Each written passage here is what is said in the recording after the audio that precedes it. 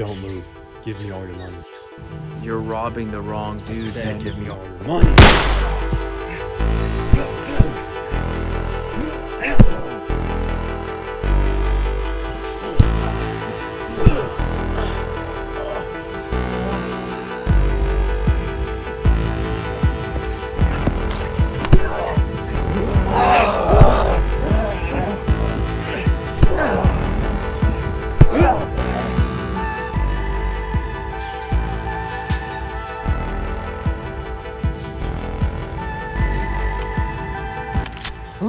No, please. I'm sorry, dude. Like, my mom, she's sick.